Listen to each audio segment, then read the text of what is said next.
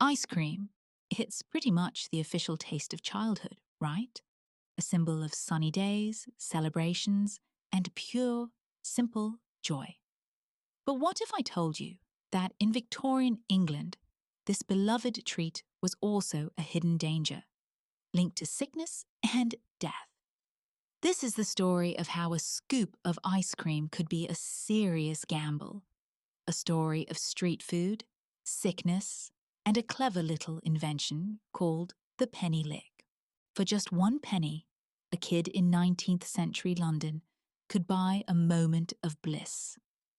But they had no idea what they were really buying.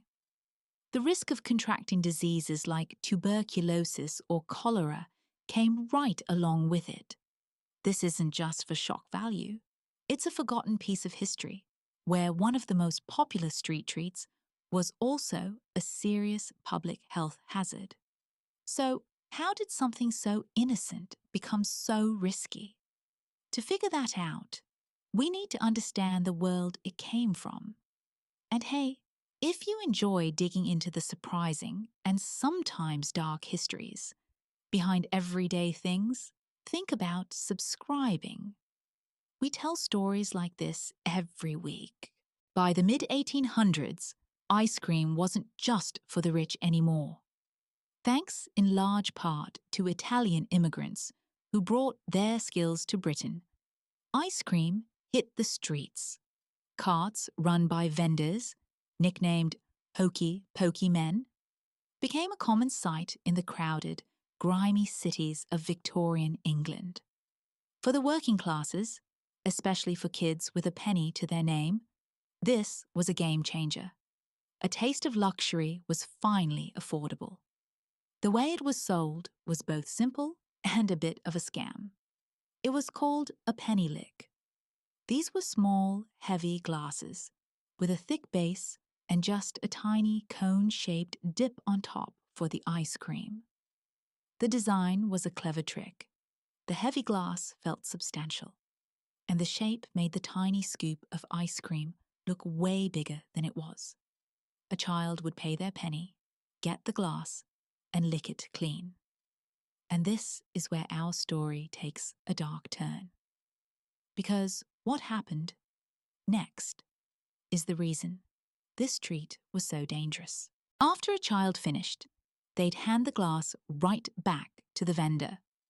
Eager to make sale, the vendor didn't have time for a proper wash. Now, this was before germ theory was widely understood, so their idea of sanitation was, well, not great. Best case scenario, the penny lick glass got a quick dip in a bucket of cloudy water. That water was rarely changed all day, and was sometimes even pulled from polluted rivers like the Thames, which was basically London's open sewer at the time. Medical journals of the era described a horrifying process. They noted how glasses were dunked in dirty water, holding the saliva of previous customers, maybe wiped with a filthy rag, and then just put back on the cart. More often than not, though, the glass wasn't even rinsed. It was just taken from one child, refilled, and handed to the next. It was a terrifyingly efficient way to pass germs from one mouth to another. This created a perfect storm for spreading disease. Victorian cities were already hotspots for deadly illnesses. Doctors began to worry that the penny lick was a vehicle for all sorts of infections, especially tuberculosis, a devastating lung disease that could be passed through saliva. But it wasn't just TB. Cholera, a disease spread by contaminated food and water, was another major threat. The nasty water used to clean the glasses was a perfect breeding ground for the bacteria that caused cholera outbreaks.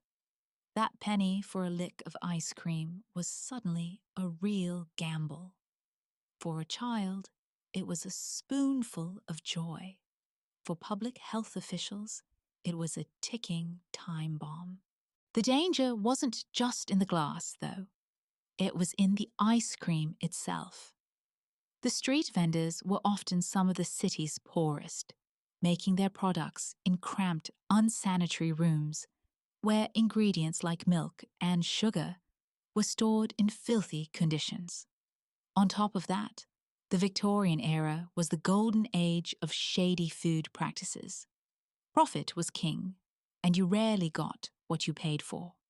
Milk, a key ingredient, was notoriously impure.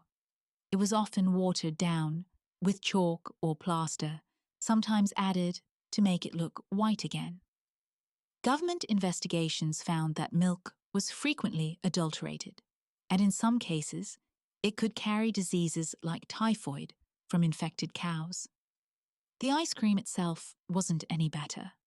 To save money, some vendors used fillers like cornstarch, or even mashed turnips to fake a creamy texture.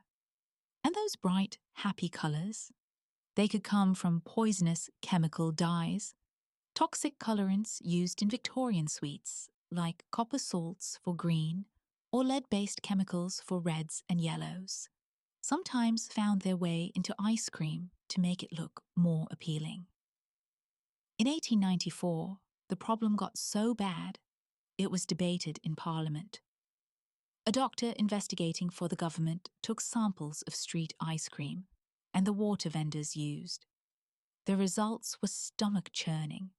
He found traces of sewage and all sorts of harmful bacteria in the ice cream itself. The treat being sold to children was contaminated from the start. It was a complete failure of food safety, from the factory to the street corner. By the 1890s, the medical community was raising a serious alarm. Doctors and early public health officials were pointing directly at the penny lick system as a contributor to disease in crowded cities. The press ran with it, publishing articles warning of the danger of mouth-to-mouth infection to children, sucking ices successively out of the same glass. The public and scientific pressure was building, and it led to action. Around 1899, the City of London officially banned the sale of penny licks. Of course, some vendors kept using them illegally for a while, and it took until the 1920s and 30s for them to mostly disappear. But the real revolution wasn't a law. It was an innovation. While some cookbooks, like one by Agnes B. Marshall in 1888, had mentioned edible containers, it was an Italian immigrant in Manchester named Antonio Valvona who helped popularize the solution. In 1902, he patented a machine for making biscuit cups to hold ice cream. This was brilliant. The edible cone was a single-use container. No washing, no reusing, and no sharing germs. It was hygienic, convenient, and, let's be honest, delicious. The cone quickly took off, and by the 1920s, it had almost completely replaced the risky penny lick. The era of gambling with your health for a scoop of ice cream was finally coming to an end. The story of the penny lick is a wild reminder that history is way more complex and sometimes more dangerous than we think. It shows how a simple pleasure, when mixed with poverty and a lack of regulation, could become a public health problem. But it also shows how smart ideas and a better understanding of science can lead to life-saving changes. What are some other hidden histories you're curious about? Let me know in the comments. And if you found this story fascinating, please give it a like and subscribe for more trips into the forgotten corners of the past. Today, we take it for granted that the ice cream we buy is safe. We eat it from a cup or a crunchy cone without a second thought. But that peace of mind was earned, in part, through the grim experiences of the Victorian era. The penny lick is a stark lesson in why food safety and public health matter so much. So the next time you grab an ice cream cone, take a moment to remember its surprisingly dark and dangerous history. It's a treat that was once a tragedy, transformed by a simple, brilliant idea that not only changed an industry, but also undoubtedly saved many lives.